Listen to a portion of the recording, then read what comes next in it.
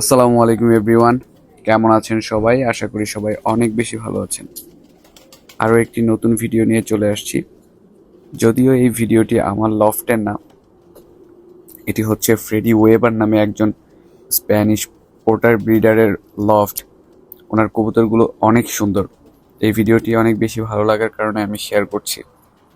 Freddie weber আমার জানা মতে ওনার কবুতর বাংলাদেশেও পাওয়া যায়। উনি বিশ্বের বিভিন্ন দেশে স্প্যানিশ পোর্টার রপ্তানি করে থাকে।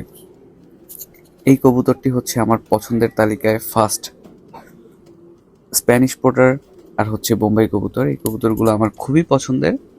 আমি আশা করি আপনারা যদি সবাই আমাকে সাপোর্ট করেন, আমার ভিডিওগুলো রেগুলার দেখেন, বেশি বেশি শেয়ার করেন, তাহলে আমি এরকম একটি লফট করতে পারবো।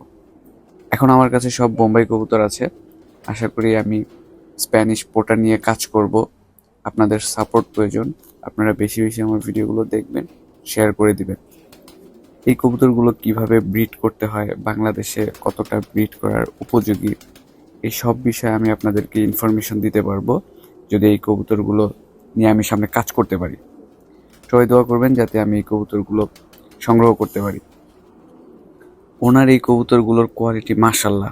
বাংলাদেশে যে কোনো কবুতরই আমরা নিয়ে আসি, দেখা যায় অনেক বেশি ব্রিডিং করানোর ফলে ওই কবুতরগুলোর কোয়ালিটি আর এমন থাকে না। ওরা এত ভালো মানের খাবার খাওয়ায়, ভ্যাকসিন করানো, তারপর হচ্ছে ওদের যত্ন নেওয়া, ওদের লফটা কত সুন্দর, কত পরিষ্কার থাকে। আরেকটি বিষয় মনে হয় আমাদের একটু বেশি গুরুত্ব দেওয়া দরকার কবুতর ব্রিডিংয়ের ক্ষেত্রে।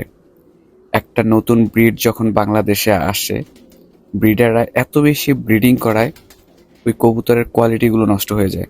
কবুতরের বাচ্চার কোয়ালিটি তো ভালো আসেই না, সাথে সাথে ইউরোপ থেকে বা বিভিন্ন দেশ থেকে যেই প্যারেন্টস কবুতরগুলো আনা হয়, ওই কবুতরগুলোরও কোয়ালিটি নষ্ট হয়ে যায়।